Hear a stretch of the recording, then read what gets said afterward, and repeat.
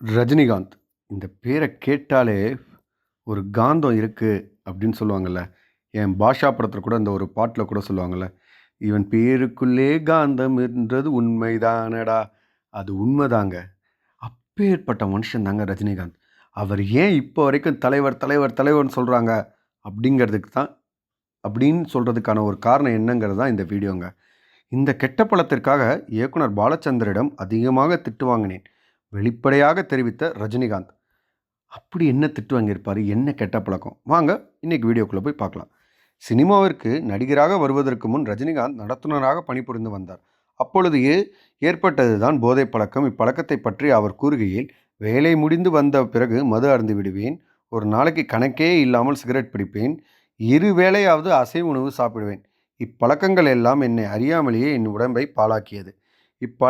இப்பழக்கங்கள் உடம்பிற்கு கேடு விளைவிக்கும்.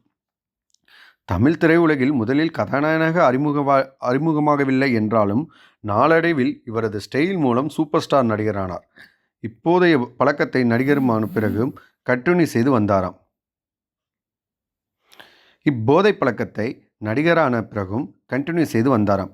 இந்நிலையில் இயக்குனர் பாலச்சந்தர் இயக்கத்தில் இவர் படம் நடித்தபோது படப்பிடிப்பு முடிந்து ஹோட்டலுக்கு திரும்பிய பின் யாருக்கும் தெரியாமல் எனது அறையில் மது அருந்துவேன்.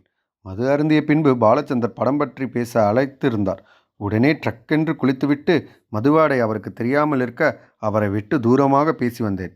ஒரு கட்டத்திற்கு மேல் அவர் நான் மது அருந்தி இருப்பதை தெரிந்து என்னை பயங்கரமாக திட்டிவிட்டார் என ரசிகர்கள் முன்னாலேயே தெரிவித்திருக்காருங்க. இதாங்க தலைவர். என்னுடைய மனைவி தான் என்னை போதை பழக்கத்தில் இருந்து முற்றிலும் வெளியேற்றினார். நான் அப்பழக்கங்களை கைவிடாது இருந்தால் என்னால் 60 வயதிற்கு மேல் வாழ்ந்திருக்க முடியாது. என்னுடைய மனைவி அவளது பாசத்தின் மூலம் என்னை அந்த போதை பழக்கத்திலிருந்து முற்றிலும் விடுபட வைத்தார் என அவ்வளவு பெரிய நடிகர் தனது ரசிகர்கள் பட்டாளங்களின் நலன் கருதி இதை ஒரு மேடையில் ஓப்பனாக கூறியுள்ளார்.